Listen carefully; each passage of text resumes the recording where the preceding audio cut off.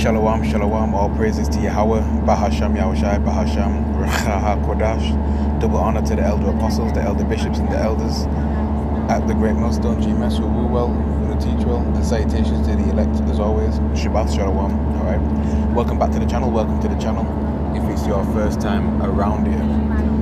So I've got a couple articles that I'll share with you, and I'll put the link to them in the description box beneath, but for now I screenshotted them, just two of them.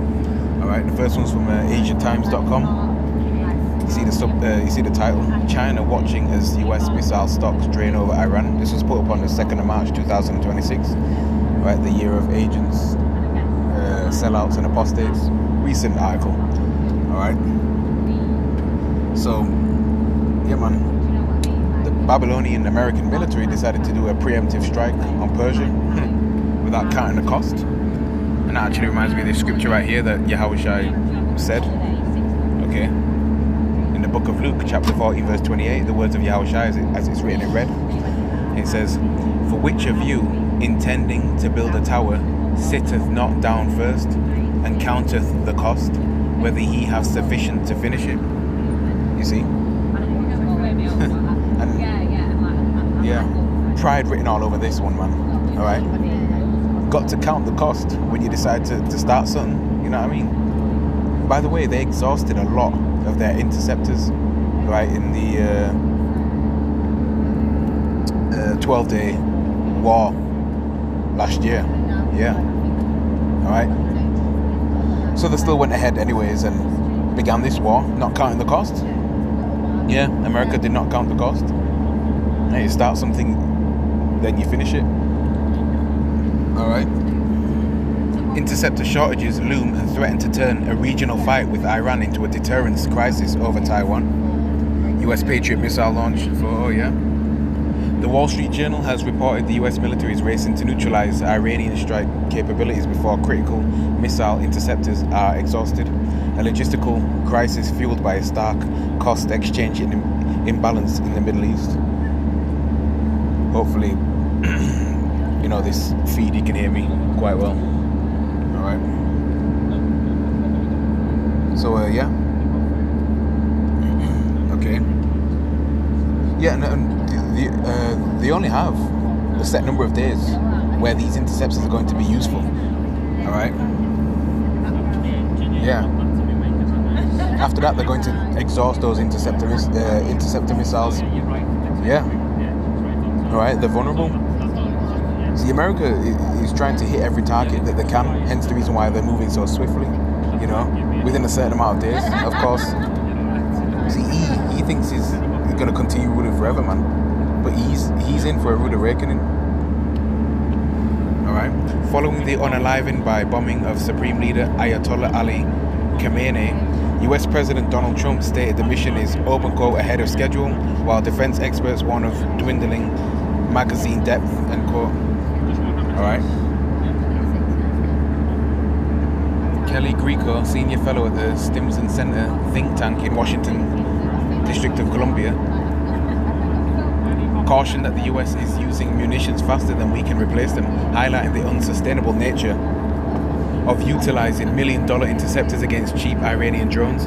Strategic analyst Rose Kelenich noted that Iran's vast arsenal of short-range ballistic missiles, SRBMs, complicates rapid suppression, necessitating reliance on sophisticated defense systems. Amidst these shortages, Secretary of State Marco Rubio emphasized that US strikes are a defensive necessity to protect US personnel. However, current and former defense officials, including those within US Central Command, CENTCOM, warned that the high expenditure of Standard Missile 3 and Tomahawk missiles risk a Winchester scenario of complete ammunition depletion. Okay. This munitions drain, officials say, may force the US to divert stocks from the Pacific, potentially compromising military readiness against China to sustain the ongoing Mediterranean and Persian Gulf operations against Iran and potentially its proxies. Yeah. See? Alright. The June 2025 Israel-Iran war exposed a stark cost exchange dilemma. Ari Saikiral mentions in a July 2025 report for the the JJ Institute for National Security of America that Iran launched 574 medium-range ballistic missiles over 12 days at an estimated total cost of $1.1 to $6.6 billion, depending on missile composition. Circarel adds that while that aggregate figure appears substantially, many of Iran's missiles, including Imad variants priced around $250,000 and Ghadar systems at roughly $5 million, are significantly cheaper than the high-end interceptors required to defeat them. Okay. Alright. So yeah, man. Oh yeah, you had General Charles Q. Brown, USA military munitions shortage. Alright, so this is what I put into ChatGPT. Alright. Because basically this guy, he was removed. He kept telling DJ Trump over and over again, and also he was in the the Joint Chief of Staff under the Biden administration as well. Alright. That that they had significant munition shortages.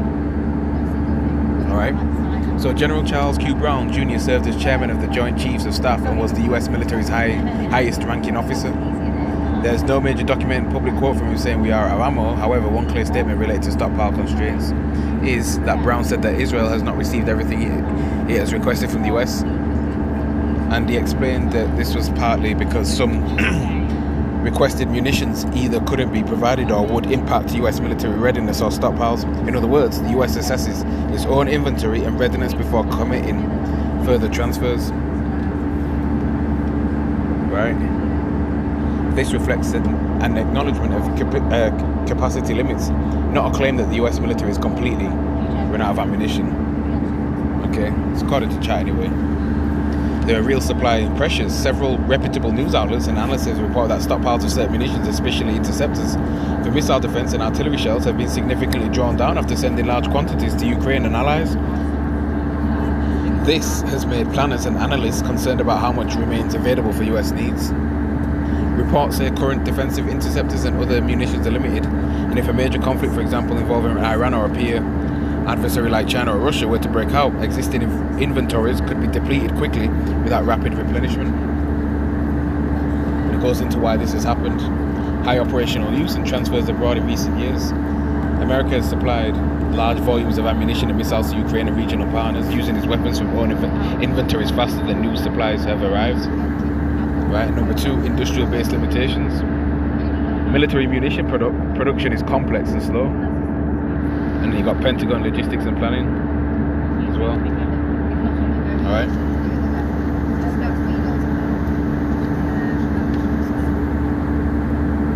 So yeah. Alright. See, the small hats, they need the American hardware to defend, from the Houthis, Hamas, Iran, and Hezbollah.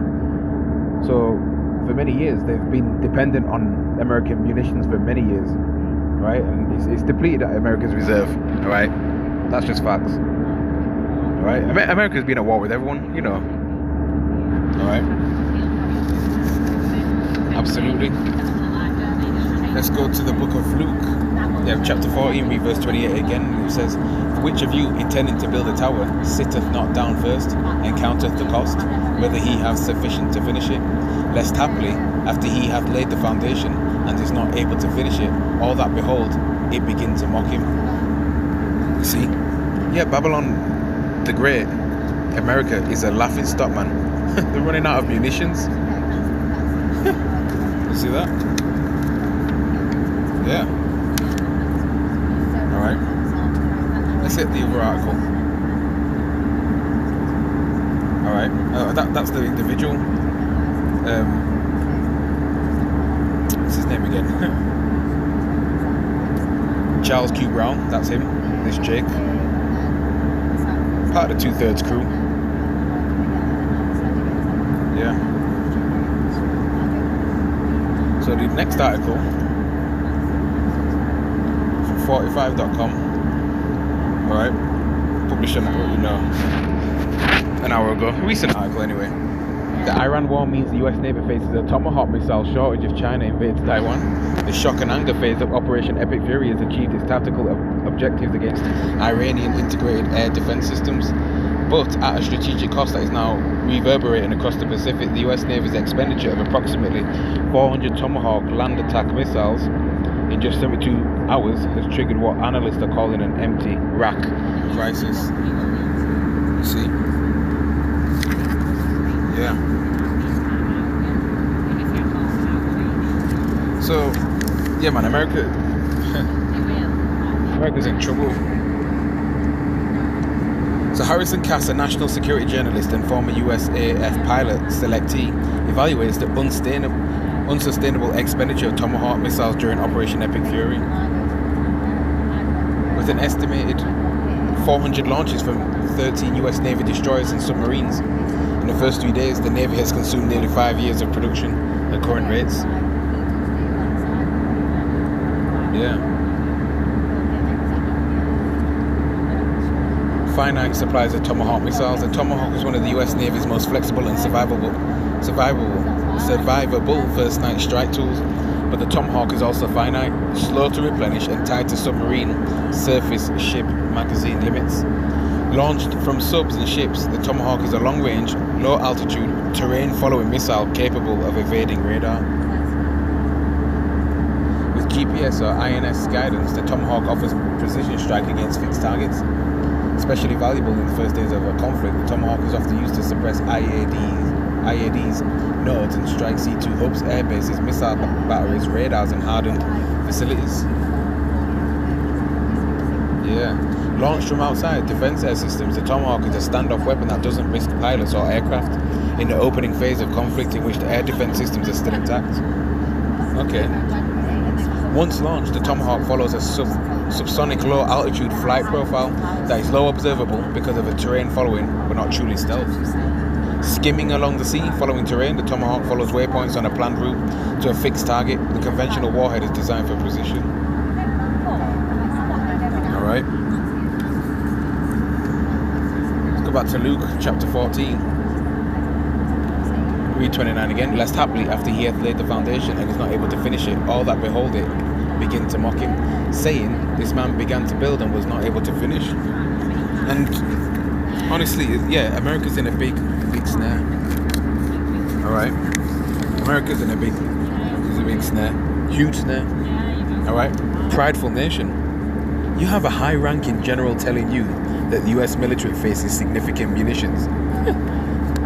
Shortages, man. Come on, man. And they still went in. Alright? Yeah. Alright.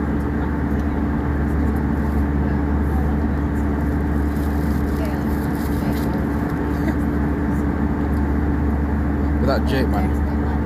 Let's see. Of course they don't want to take advice from a so-called BLACK man.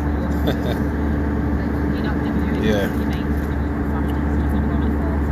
Absolutely, you know.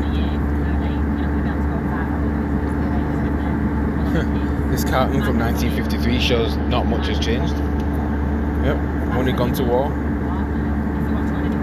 End time headline: war in Iran could lead to guaranteed global recession because of one choke point that is crucial to the world economy. Alright.